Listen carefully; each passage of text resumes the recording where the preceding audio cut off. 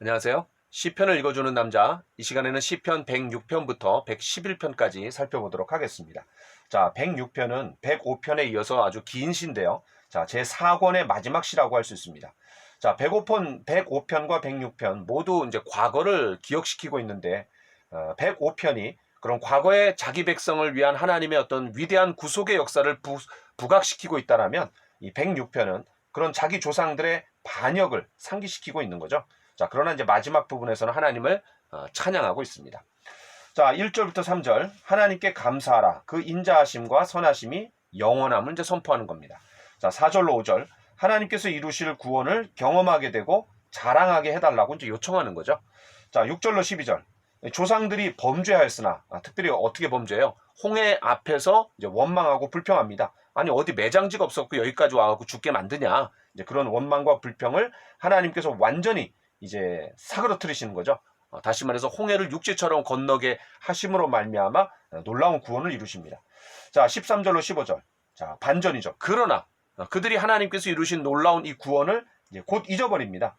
자, 그래서 어떻게 해요? 16절로 23절에 보니까 광야에서 끝없는 불순종과 심판을 이제 상기시키고 있습니다. 자, 16절로 18절. 특별히 민수기 16장, 17장을 배경으로 하는데 이게 이제 중요한 게 뭐냐면은 원망과 불평이 이 16장에 두 번이나 나옵니다. 특별히 고라 자손과 그다음에 루벤 지파의 다단 그리고 온 이렇게 이제 종교와 또 정치, 왜냐면 루벤은 또 첫째 아들이잖아. 그러니까 종교와 정치가 그냥 손을 잡고 왜 너희들만 뭐 제사장을 하느냐 뭐 이러면서 이제 모세와 아론을 이제 대적합니다. 자, 그게 이제 문제가 돼갖고 두 번이나 원망하고 불평하고 땅이 갈라져갖고 그냥 많은 사람들이 또 죽게 되는 그런 내용들이 민수기 16장, 17장에 나옵니다. 자, 19절로 20절에 보니까 요거는 이제 금송아지를 섬긴 사건을 얘기하는 거죠. 출애굽기 32장과 이제 33장, 34장이 배경이 되고 있습니다. 자, 23절은 그럼 모세의 생명을 건 중보 기도를 이렇게 묘사하고 있어요. 자, 그러니까 이 제 4권이 그럼 포로기 세대잖아요. 그래서 이 포로기 세대 역시 하나님께 맞서서 반항한다는 어떤 점에서 이전 세대와 같음을 상기시키고 있는 것이 바로 이 내용입니다. 그러니까 우리나 과거의 조상들이나 뭐 똑같다 뭐 이런 거를 강조하고 있는 거죠. 자, 24절로 27절 그럼 광야에서의 불평을 또 이야기합니다. 특별히 여기에서는 민수기 13장과 14장 그 가나안 정탐꾼 사건을 묘사하고 있습니다. 바로 1세대가 다 죽게 된 출애굽했던 1세대가 다 죽게 된 원인이 뭐냐? 이제 민수기 13장 가나안 정탐꾼 사건이었던 거죠. 자, 27절 광야에서 출애굽 1세대의 죽음과 이 바벨론 포로로 흩어진 자들을 서로 비교하고 있는 것 같습니다. 자, 28절로 33절 광야에서의 반란을 이야기하는 거죠. 특별히 민수기 25장에 그 모압 여인들과 음행하는 그런 사건이 있죠. 그때 비느하스가 어떻게 합니까? 예, 그냥 그 상당히 지금 위급한 상황에서 그 유대인 남자와 한 여자가 그냥 들어가갖고 이제 어떤 관계를 아주 부정한 관계를 이제 하고 있을 때 갖고 창으로 그냥 찔러 죽이는 그런 내용을 이제 염두에 두고 있는 거죠. 자, 34절로 39절 가나안 땅에 들어간 이후의 반역을 또 다룹니다. 다름을 보여줘야 되는데 오히려 가나안의 문화를 닮아버리는 그런 이제 안타까운 사건을 얘기하는 거죠. 자, 40절로 46절은 사사 시대를 언급하는 것 같습니다. 그런 이방 나라의 압제가 있고 또 그때 이제 이스라엘 백성들이 부르짖죠. 그럼 하나님께서 구원자를 보내주시는 겁니다. 자, 이런 패턴이 반복되는데 포로기 이후에 그런 구원에 대한 희망을 제시하고 있는 것이 아닌가. 왜냐하면 부르짖을 때 하나님 구원자를 주셨듯이 우리가 지금 위급하고 어려운 상황인데 과거처럼 부르짖자. 그럼 하나님께서 구원자를 주실 것이다. 라는 어떤 소망과 희망을 제시하고 있습니다. 자, 47절로 48절 이제 하나님의 구원을 호소하면서 48절은 이제 제4권의 결론부를 형성하는 거죠. 여러분 각 권이 끝날 때마다 이제 송영이 있다 그랬어요. 자, 그래서 이 48절은 그렇게 이해하시면 좋을 것 같습니다. 자, 여기까지 우리가 이제 제4권을 살펴봤고 이제 시편의 제 마지막 제5권으로 들어갑니다. 자, 제 107편부터 이제 제 5권이 되는데 5권의 몇 가지 특징을 제가 말씀을 드리고 또 들어가도록 하겠습니다. 자, 시대 배경은 이제 포로기 이후다. 그래서 포로기 이후에 마지막 이 시편이 이제 편집이 됐다 그랬잖아요. 지금의 150편으로. 자, 특별히 이제 대표적으로 137편, 126편이 그런 포로기와 연관된 내용들이 있습니다. 제가 한번 읽어볼게요. 126편. 여호와께서 시온의 포로를 돌려보내실 때에 우리는 꿈꾸는 것 같았도다. 예, 이런 내용이죠. 자, 그 다음에 이제 더 유명한 게 이제 137편입니다. 우리가 바벨론의 여러 강변 거기에 앉아서 시온을 기억하며 울었도다. 그 중에 버드나무에 우리가 우리의 수금을 걸었나니 이는 우리를 사로잡은 자가 거기서 우리에게 노래를 청하며 우리를 황폐하게 한 자가 기쁨을 청하고 자기들을 위하여 시온의 노래 중 하나를 노래하라 함이로다. 우리가 이방 땅에서 어찌 여호와의 노래를 부를까? 예, 바로 바벨론 포로기 또 그 이후에 상황을 이제 염두에 두고 이 제5권이 배경을 깔고 있습니다. 자, 그러면 좀 더 이제 살펴보도록 하죠. 그래서 첫 번째는 시대 배경이 바로 포로기 이후다. 제1권과 제2권은 다윗 시대를 얘기하죠. 제3권은 분열 왕국 시대입니다. 자, 제4권은 우리가 지금까지 봤던 것처럼 모세 시대를 배경으로 깔고 있는 거죠. 그럼 제1의 출애굽이 있었기 때문에 제2의 출애굽을 기대하도록 만드는 겁니다. 포로로 잡혀갔기 때문에. 자, 두 번째는 이제 이 제5권의 특징이 뭐냐? 찬양시가 많다라는 겁니다. 약 50%가 찬양시에 이제 할애되어 있는 거예요. 자, 그전에는 뭐 애가와 탄식시가 좀 많았던 거죠. 자, 그 다음에 이제 세 번째 특징이 뭐냐면 표제어가 없는 시들이 많다라는 겁니다. 107편부터 150편까지, 그러니까 한 44개 정도의 시가 있는데 그 중에 26개만 표제어가 있고, 나머지, 상당수가 이제 표제어가 없는 거죠. 자, 간혹 표제어가 없는 게 몇 개 정도 있었는데 여기에는 한 절반, 한 3분의 1 정도가 이제 표제어가 없다. 이게 하나의 특징이다. 이렇게 볼 수 있어요. 자, 전체적으로는 이 시편이 지금까지는 인간 왕, 누굽니까? 다윗과 다윗 계열의 왕들이 있는데 그들이 결국 실패했기 때문에 바벨론 포로로 잡혀갔어요. 자, 그러면서 누구를 기대하게 됩니까? 이제 인간 왕은 더 이상 소망이 되지 못해요. 하나님 왕, 바로 메시아이신 예수 그리스도를 소망하게 되는 그런 쪽으로 가면서 특히 이 제5권에서는 그런 하나님 왕의 위대하심을 이제 찬양하는 걸로, 그래서 찬양시가 많다. 이렇게 여러분 이해하시면 좋을 것 같습니다. 자, 107편 1절부터 3절. 여호와의 속량을 받은 자들아 여호와께 감사하라. 예, 바로 바벨론 포로로부터 귀환한 돌아온 자들을 염두에 두고 이렇게 표현하고 있는 거죠. 자, 4절부터 9절. 바벨론에서 돌아오는 자들, 바로 제2의 출애굽이다 라고 이제 묘사하고 있습니다. 자, 10절로 16절, 특별히 10절부터 11절에 보니까 바벨론 포로로 잡혀간 이유가 뭐냐, 제가 한번 읽어보겠습니다. 사람이 흑암과 사망의 그늘에 앉으며 곤고와 쇠사슬에 매임은 하나님의 말씀을 거역하며 지존자의 뜻을 멸시함이라. 바로 하나님의 율법의 언약에 불성실했기 때문에, 불순종했기 때문에 이런 결과를 맞이할 수밖에 없었다라고 이야기하고 있는 거죠. 자, 17절로 22절. 어떤 이들은 하나님께 맞서 미련한 자들이 됩니다. 바로 자신들의 죄 때문에 이제 고난당하게 되는 거죠. 자, 23절로 32절. 선원들, 그러니까 바다에 이제 이 항해하는 선원들이 그런 광풍을 잠잠케 하시는 하나님을 찬양해야 된다. 여기서 우리가 이제 예수님이 그런 바다를 잠잠케 하신 그런 사건들을 우리가 좀 떠올리게 되는 것 같아요. 마태복음 14장에 보면 이제 베드로가 이제 물 위로 걸어오는 내용도 나오는 거죠. 자, 33절로 38절, 특별히 34절 보니까 그 주인의 악으로 말미암아 옥토가 그 주민의 악으로 말미암아 옥토가 변하여 염전이 되게 하시며, 여러분 가장 대표적인 실례가 있죠. 바로 소돔과 고모라 성이 완전히 폐허가 되는 겁니다. 자, 39절로 42절. 바벨론의 침략과 포로로 잡혀가는 상황을 묘사하고 있습니다. 자, 43절. 지혜 있는 자들은 이런 모든 일들을 통해 하나님의 인자하심을 깨달으라 라고 이제 촉구하고 있는 거죠. 자, 그런데 이 107편에는 제5권의 이제 첫 번째 시인데 두 개의 후렴구를 우리가 주목할 필요가 있습니다. 어떤 치명적인 위협을 묘사한 후에 하나님의 백성들이 도움을 위해서 하나님 앞에 부르짖었다. 이런 내용들이 6절, 13절, 19절, 28절 이렇게 네 군데 나옵니다. 6절. 이에 그들이 근심 중에 여호와께 부르짖음에 그들의 고통에서 건지시고. 자, 그 다음에 13절. 이에 그들이 그 환난 중에 여호와께 부르짖음에 그들의 고통에서 구원하시되. 자, 이런 식으로 6절, 13절, 19절, 28절 그다음 동그라미 한번 쳐놓으세요. 바로 이게 후렴구처럼 하나님의 백성들이 도움을 위해서 하나님 앞에 호소하고 부르짖는 그런 내용들이 후렴구로 나온다. 이렇게 여러분 이해하시면 좋을 것 같고, 또 감사와 찬양으로 반응하도록 촉구하는 내용도 있습니다. 자, 8절. 여호와의 인자하심과 인생에게 행하신 기적으로 말미암아 그를 찬송할지로다. 자, 15절. 여호와의 인자하심과 인생에게 행하신 기적으로 말미암아 그를 찬송할지로다. 자, 그 다음에 이제 21절, 31절 이렇게 네 구절씩 두 개의 후렴구가 배치되어 있다. 이렇게 여러분 염두에 두시면 좋겠습니다. 자, 108편은 이건 좀 독특한 시인데요. 1절부터 5절까지는요. 시편 57편 7절로 11절하고 비슷합니다. 여러분 읽으실 때 이거 어디서 많이 본 것 같은데 이런 느낌이 있었을 거예요.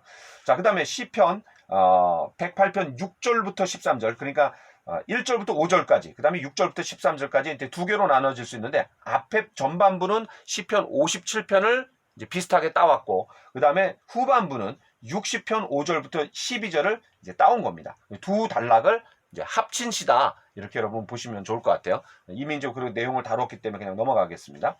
자, 시편 109편, 자 1절로 5절에 보니까 악한 자들이 치며 속이는 혀로 고발하고 있다 그랬어요. 자, 그때 4절에 뭐라고 얘기합니까? 나는 사랑하나 그들은 도리어 나를 대적하니 나는 기도할 뿐이라. 예, 바로 시인이 그런 참 대적자들이 그렇게 자기를 고발하고 고소하는 가운데 자기가 기도하고 있다, 이렇게 얘기하는 거죠. 자, 6절부터 15절, 악한 자들의 대표자를 하나님께서 징벌해달라고, 하나님 복수해달라고 요청하는 거죠. 자, 그의 직분을 다른 사람으로 대체시켜달라. 또 그의 아내와 자녀들도 고통당하게 해달라. 또 대적자의 전체 가족이 아예 그냥 그 혈통이 지워지도록 해달라. 굉장히 무시무시한 그런 저주를 퍼붓고 있습니다.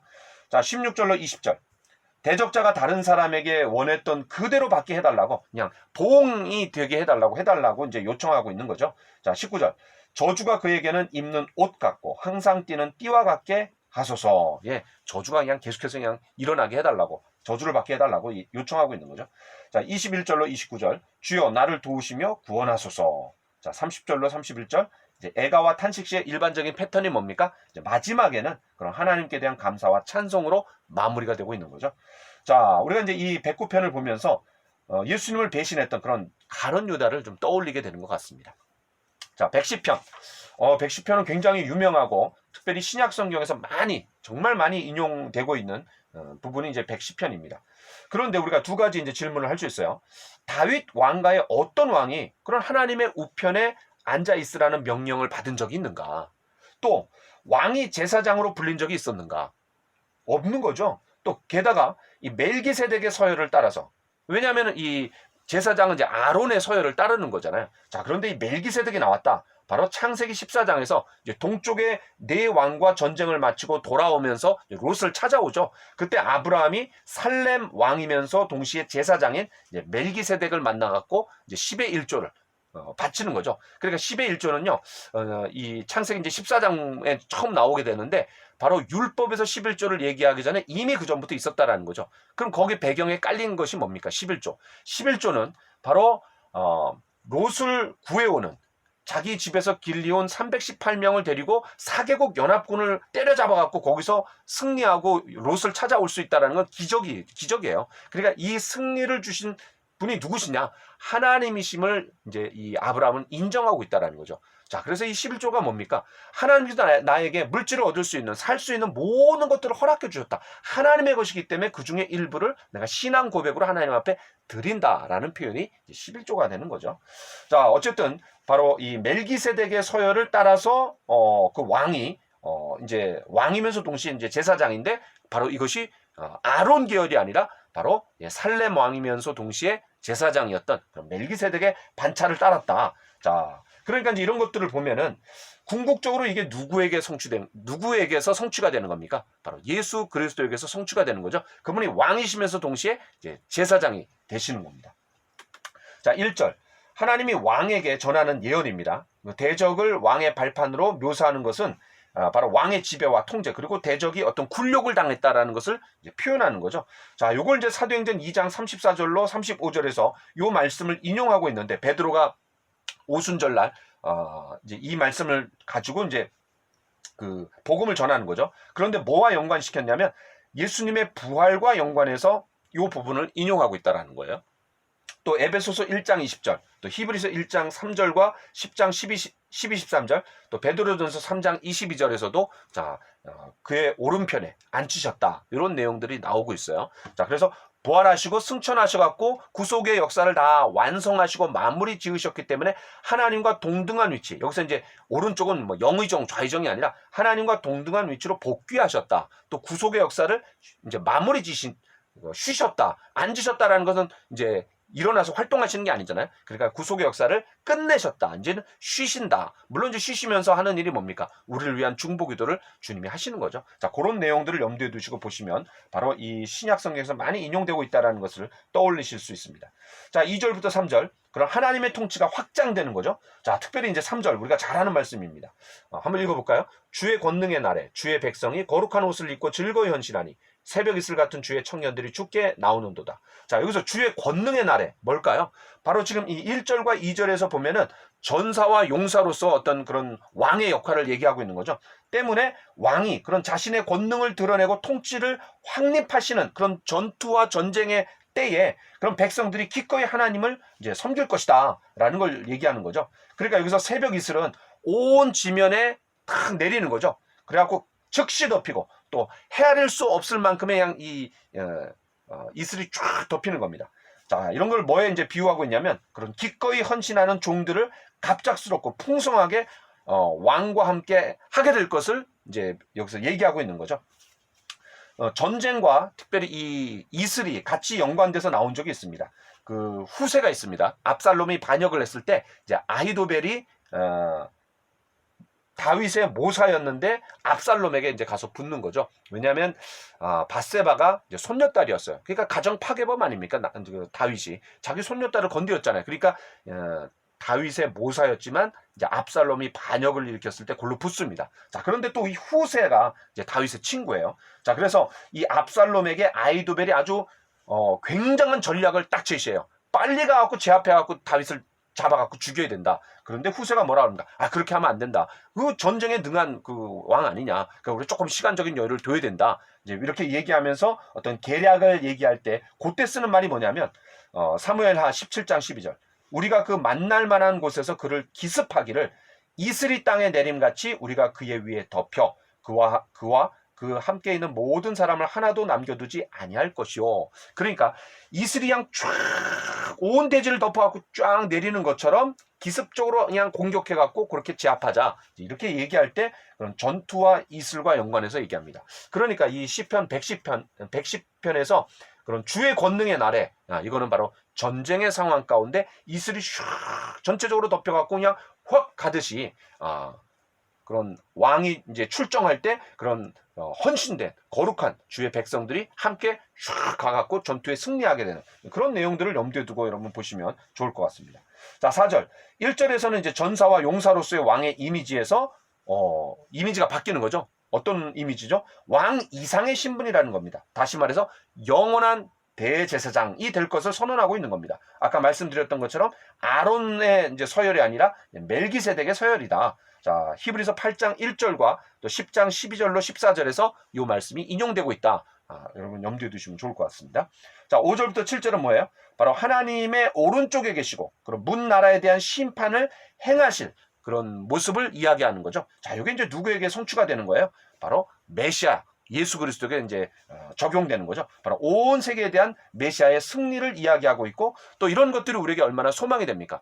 이 세상에 얼마나 문제가 많고 부조리가 있고 악이 그냥 판을 치잖아요. 그러나 마지막 날 예수님께서 심판하시면서 다 바로 잡으실 것에 대한 우리가 소망을 이제 가질 수 있는 겁니다.